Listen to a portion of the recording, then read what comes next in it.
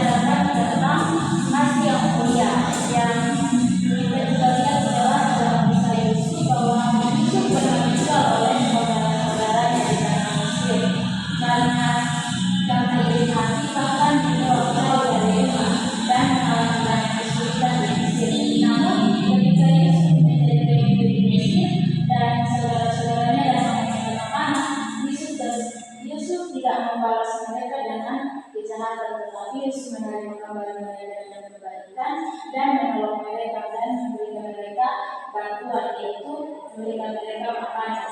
Nah, terus pada saat Yusuf menolong mereka, ia tidak menerima imbalan apapun dari mereka. Dia hanya balas terima karena sudah menolong mereka dari berusaha. Nah, dari kisah ini kita belajar bahwa kita harus hidup di dalam kasih seperti yang diajarkan dari Yesus. Nah, kisah Yusuf mengajarkan bahwa kasih yang sejati tidak tergantung pada perlakuan orang lain, walaupun Yesus melakukan hal yang sangat berat seperti itu, tetapi Yesus tetap menerima kembali keluarganya, anak-anaknya dan saudara-saudaranya dengan baik-baik dan mau membantu mereka.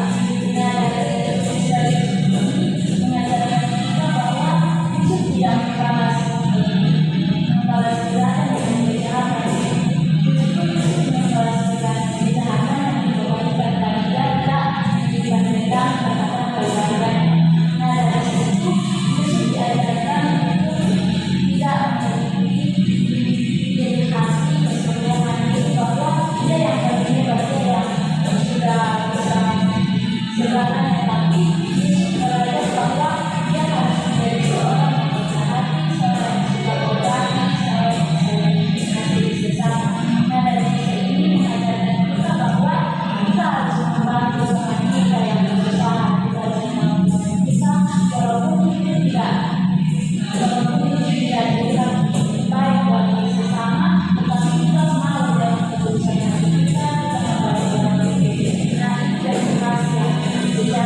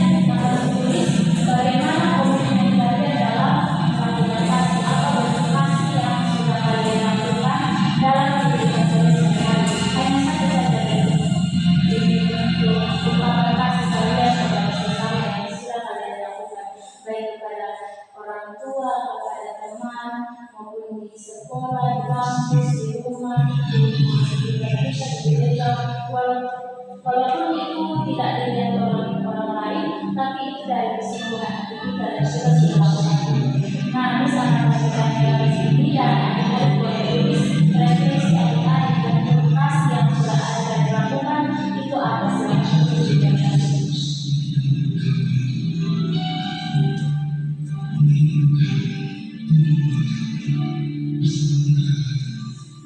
Nah, Miss akan tunggu karena soalnya sama, jadi Miss akan tunggu 5 menit ya mulai dari sekarang untuk mengerjakannya.